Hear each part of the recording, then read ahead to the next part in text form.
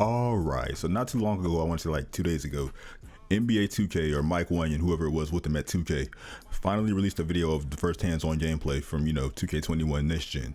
I saw some things I liked in the little clip they showed, and I saw some things I didn't like. Well, a lot of things I didn't like, or a lot of things that I'm worried about. So today in this video, I'm going to be talking about all the things I didn't like and all the things that got me concerned for this game going forward, because some of this stuff, especially the stuff with Brandon Ingram, got me a little bit worried. So the format of this video is going to be a little bit different. Usually I do 5 things I noticed or 10 things I noticed, but this time around I'm going to do 5 things I didn't like in this video. You know what I'm saying? The 5 things that I didn't like that I noticed in the gameplay. So without further ado, let's jump right into it.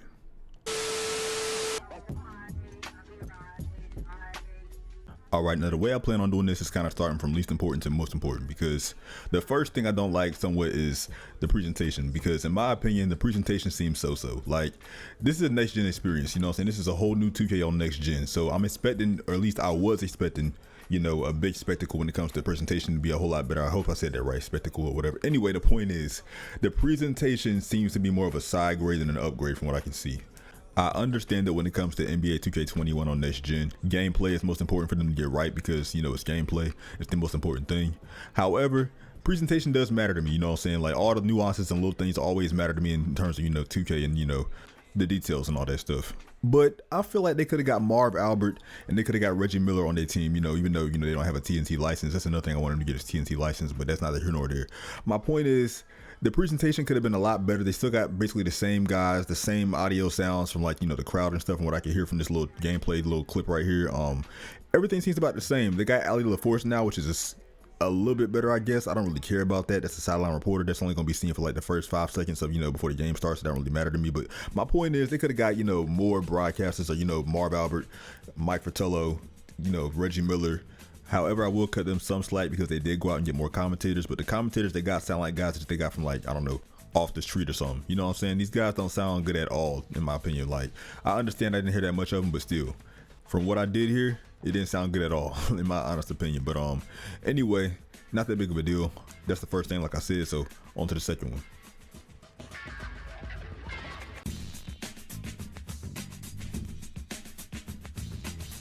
Again, not that big of a deal, but the things that I'm talking about will become more and more serious as time goes on. But anyway, before the game started, if y'all didn't realize, Brandon Ingram and Drew Holiday seemed like they were on Skynet, a part of Skynet's robotic assassination squad, getting ready to be sent to the past to destroy Sarah Connor. Like, it is. Yo, the players was moving so robotic, and that's a worry to me, because that means when the players shoot their free throws, or they're gonna be, standing on court, they're gonna be like just standing there swaying side to side probably. I don't really know, but again, not that big of a deal, but something else that I didn't like. On to number 3.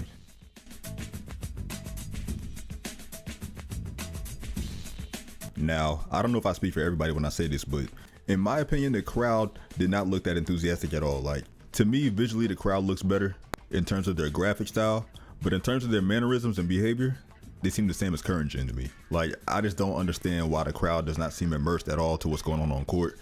It doesn't make any sense to me. On top of that, speaking of the crowd, no celebrities. I still don't see any celebrities at all in the crowd.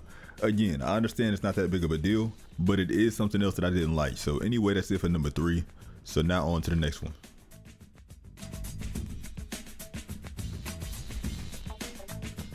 I don't know if I'm tripping, but I still don't really like the screens I saw, because some of the screens still look like vacuum screens a little bit. It looks like vacuum screens are still in the game. They're just nerfed a little bit. I don't think they're gone altogether. I don't really expect them to be, because this is not really physics based. It's still animations based. So of course with animations, that's still going to happen somewhat. But still, like, I remember seeing one play in particular where Andrew Wiggins got screened by Zion, and it looked like he had no choice but to run into the screen. He couldn't go around it at all, and he had no choice. Like, I don't like that. Now, again, it's animations based, so that's going to happen sometimes, but like, I just don't want to see it twice in the first quarter. Like, again, I understand that, vacuum screens are still going to be in the game. I just don't want to see them as often, because I understand this game is not strictly physics based. It's animation based as well. So again, that's going to happen. But twice in one quarter? Come on now. The first time was Curry getting screened by Zion, and the second time was Andrew Wiggins. And when it came to Curry, he didn't even have a choice to move around the screen at all. In real life, Curry is good at reading screens, and even if he gets hit with a screen, he can get around it for the most part. You know what I'm saying? He kind of has pick dodger on Hall of Fame in real life. I don't know, but Curry can usually get around screens pretty well. But like on the game, from what I saw when he got screened by Zion in here, you know, in the first quarter, it didn't work out. It was obvious it was a vacuum screen, and Curry had no choice but to, you know, run into it like he was a brick wall. I mean, Zion is a brick wall, but I mean, like, still. I just want to see it less often with vacuum screens. Again, they're going to be in the game because it's animation based, and it might be slightly physics based. I don't really know. I think it's both, but still, because the game is still animation based, you're still going to see some vacuum screens. I just want to see them a lot less often because of what Mike Wang said in Courtside Report 2. I don't know if I sound like I'm nitpicking or not, but if I do, I don't mean to sound like I'm nitpicking. But the overall movement, from what I can see from this little gameplay, did not look as good as what Mike Wang advertised. I mean, I expected that because, you know, he has to sell the game, but still. I'll give y'all an example. When Lonzo Ball was dribbling the ball up the court, there was this one possession where I saw the ball literally warp from one of Lonzo's hands to his other.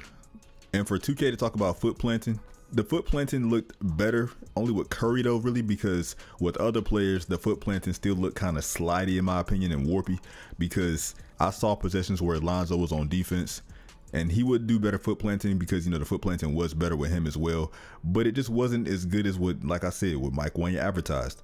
Okay, don't get me wrong, the foot planting with all the players did look better than what we see on current gen. However, it just didn't look as good as what I expected because, again, what Mike Wang advertised. You see, like, there was a possession where Lonzo was guarding Curry and his feet slid a little bit, kind of like he was on a surfboard. And I saw that same thing from Drew Holiday. I saw from, I think, Derek Favors. Like, I don't know. The only reason why I'm talking about this is I'm probably kind of nitpicking a little bit, but the only reason why I'm nitpicking like this is because we're on the next we're entering the next generation of consoles. We should not be seeing no more sliding and no more, you know, bad foot planting animations. I mean, like I said, the foot planting is better as a whole, but I was seeing a little bit of sliding, you know what I'm saying? More sliding than I would have liked to see. So I don't know. Hopefully that changes in the final build. All right, y'all, those are all the things I did not like from the gameplay we saw so far from 2K21 Next Gen. Y'all let me know in the comment section down below. Do y'all agree with anything I said, or do y'all disagree with some of the stuff? Because I might have been nitpicking, like I said, with some of the stuff like foot planting, but y'all let me know down below. But that's gonna do it for the video. Like the video if you enjoyed it. Also subscribe if you're brand new, because I post videos like this 4 to 5 times a week, and y'all won't want to miss out. So anyway, I thank y'all for watching. It's been Andre, and I'm gonna catch y'all on the next one. And until next time, I'm out. Peace.